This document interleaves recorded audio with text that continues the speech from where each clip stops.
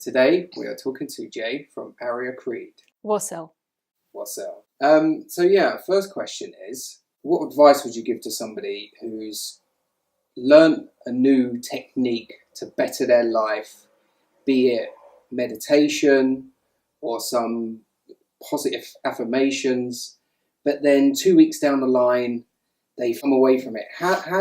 What advice would you give to somebody to keep it and put it into practice and keep it a regular thing in their life? Okay, so I know that many people struggle with that. And the reason is that you have to have all the elements of your mind consistent.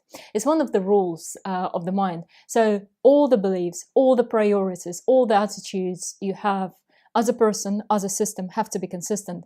And so if whatever you think you want to have is not consistent with your true priorities, you will discover that you fail every time. And this is what happens with people who, let's say, want to start working out or practicing meditation, simply because if it's your highest priority, let's say you want to train yourself as a Buddhist monk, and then meditation becomes your top priority, you never fail to meditate every day.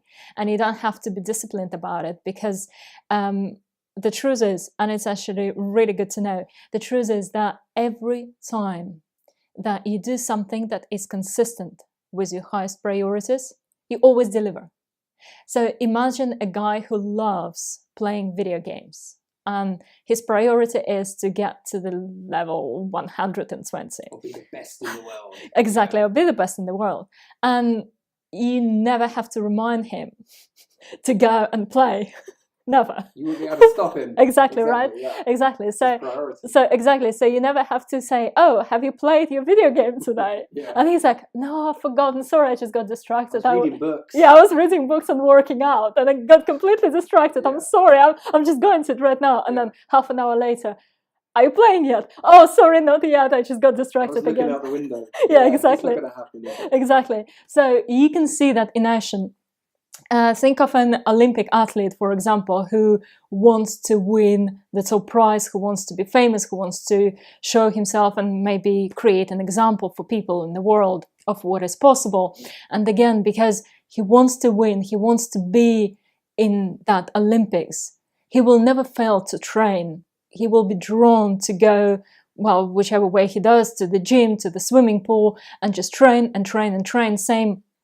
Someone who wants to become a famous pianist, he or she will train and just until they get where they want to be. So it's not like they have to create memos. It's basically it's what they really want to do, and it's their passion. They will just automatically find ways to do it more and do it better. Like a boxer needs to be the best fighter in the world, so he'll bring on nutritionists, and he'll think of all different ideas to make it really, really work.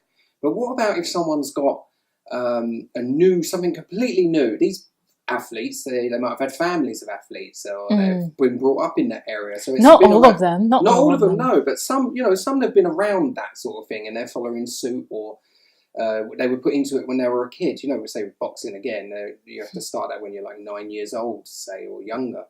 But like a Jedi.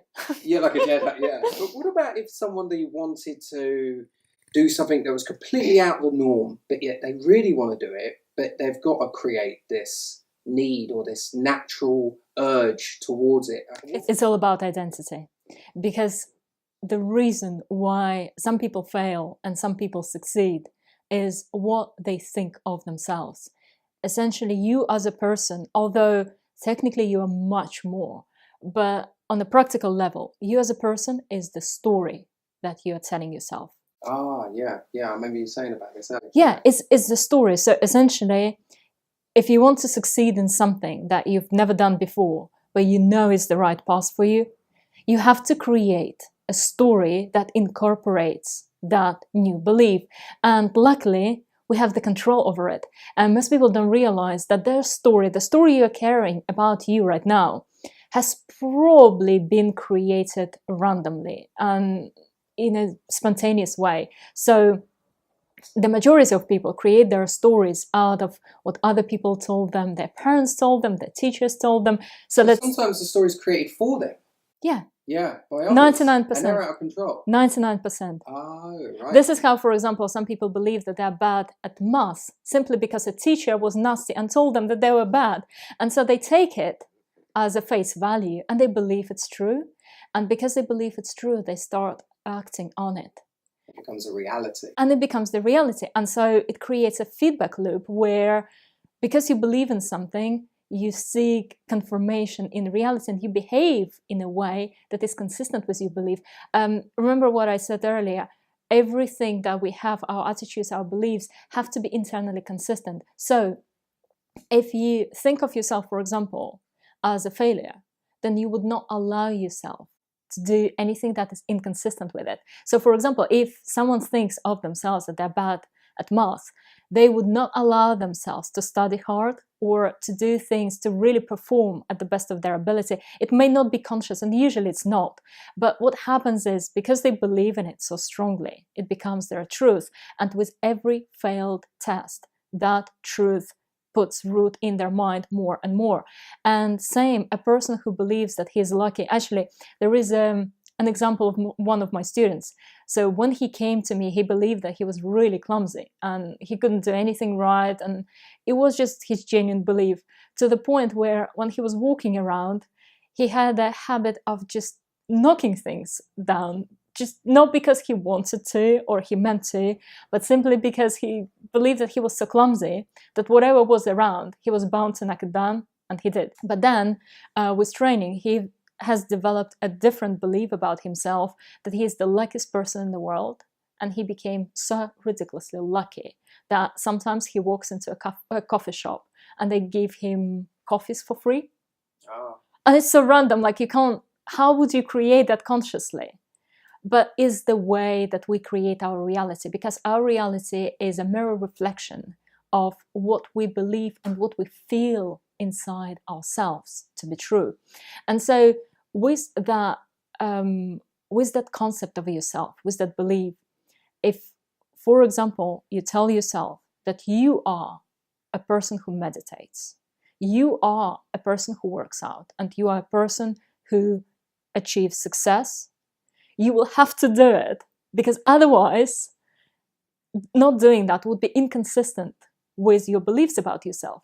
So you would not be able not to do it, because your mind would force you to be consistent. So the trick is to create an identity consciously, abandon all the fake identities that people imposed upon you of what is and what is not possible, because they're false, they're not true.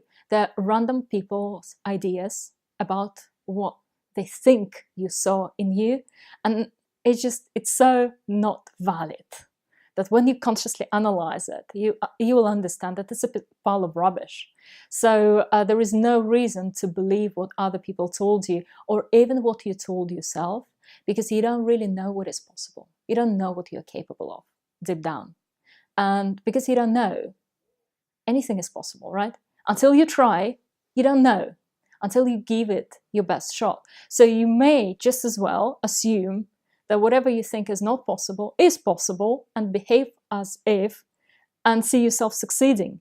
So for everyone who struggles to implement a new attitude, a new healthy habit, you have to consciously create an identity of yourself that supports those new beliefs. So you will never fail to follow them, and you will never fail to deliver on them.